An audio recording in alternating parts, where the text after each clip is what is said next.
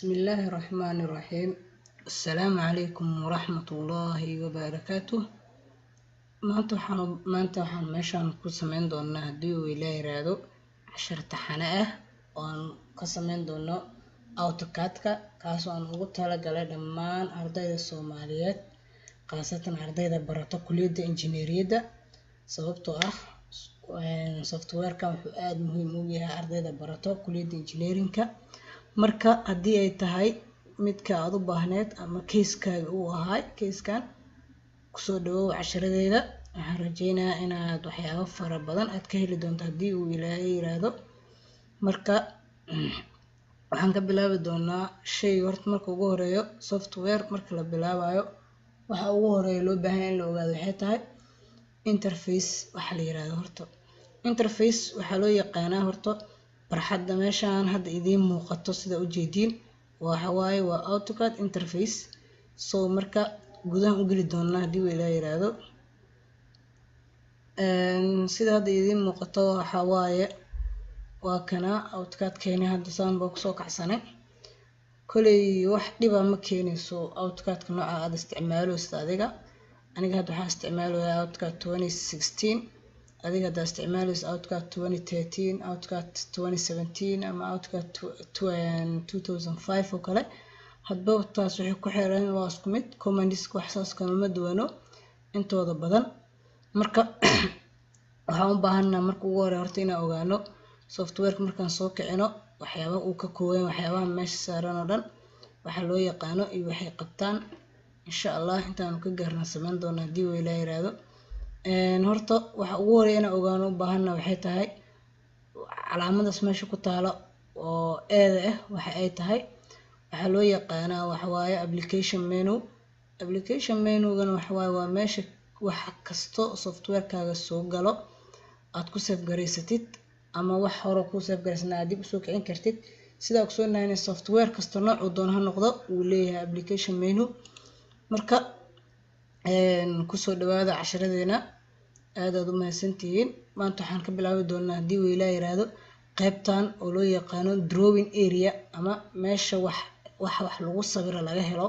sida aad u jeediin meesha waxa ku jiro waa line, waa polyline in line waxa kala duwan yihiin waan sheegi doonaa haddii uu Ilaahay yiraahdo. circle ku jiro, arc ku jiro, rectangle ku jiro, ellipse sida kusoontii waa ku jira isagana iyo hatch wuxuu yahay waan sheegi doonaa haddii uu Ilaahay. waxaan u baahanahay inaan waxyar ka soo qaadano command-yadeena qaarkood.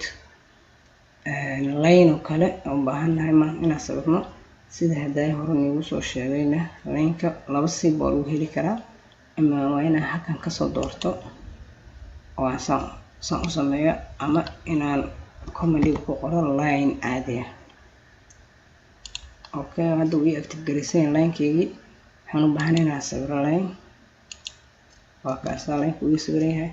marka waxaan u baahanahay line-kan hadda ma aqaani cabirkiisa intuu yahay.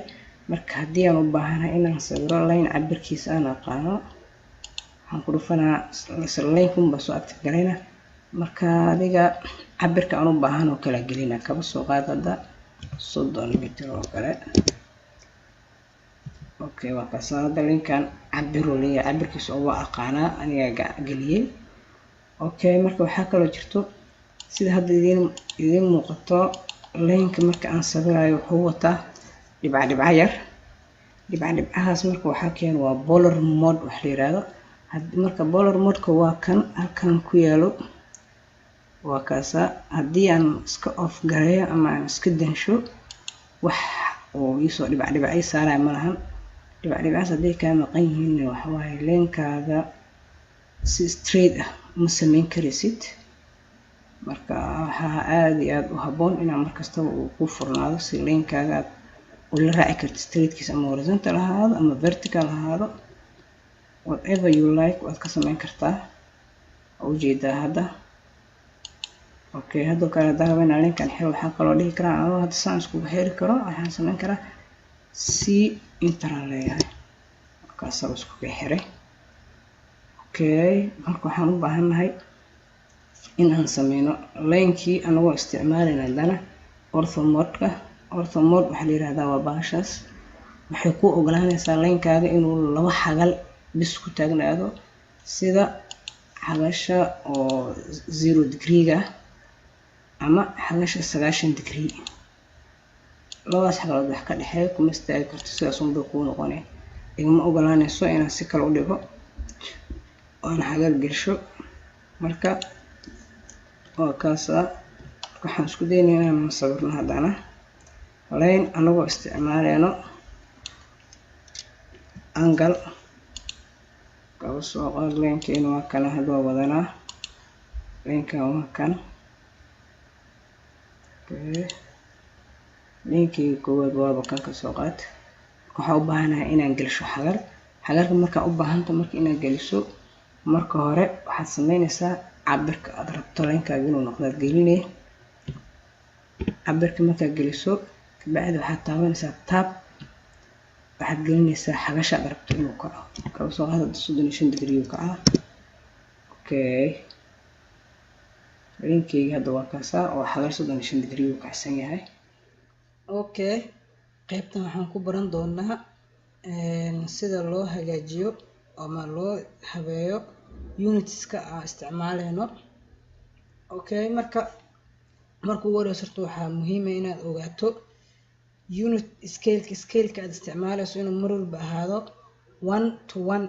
taas oo macnaheedu yahay haddii aad 1 mitir oo laynkaaga meeshan sawirto inuu macnahaan u dhigan yahay 1 mitir oo sida saxda oo meesha cabirkeeda ka soo qaadata uusan ahayn 1 centimeter oo kale oo real scale-ka real 1 ka isticmaasho. soo marka sida hadda idin muuqato meeshan waxaa hadda iga muuqato waa Cartesian plane-keygii. Cartesian plane-ka sida hadda kuu muuqato meesha waxa ku yaal waa x iyo y. sababta x iyo y meesha loo dhigo waxa waaye waxaa hadda joognaan waa 2D oo 3D ma joogno. 3D haddii aan joogi lahayn meesha waxaa imaan lahayd z oo 3 dimensional noqon hadda, laakiin waa 2 dimensional.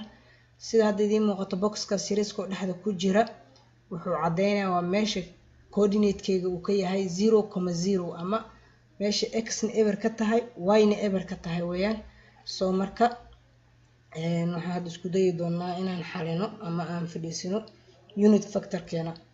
soo marka ugu horeyso waxaad qoraysaa unit, aad qore enter aad leedahay. inta markaa dhacdo waxaa kuu soo baxayo boxkana kuu soo baxayo. marka waxaa u baahan tahay boxkaaga inaad hagaajisato. meeshaan kale waxa ku jirto waa architectural, decimal, engineering, fractional iyo scientific. adba marka qofku wuxuu isticmaalay ku xiran tahay. soo marka anaga waxaan isticmaalaynaa haduu ilaa yiraahdo waa decimal. okay, precision-kan waa inta eber ee pointiga dhinaca kale ka mari karto. soo marka anaga waxaan isticmaalaynaa waa millimeter. soo millimeter marka wax ebera ma yeelan doono.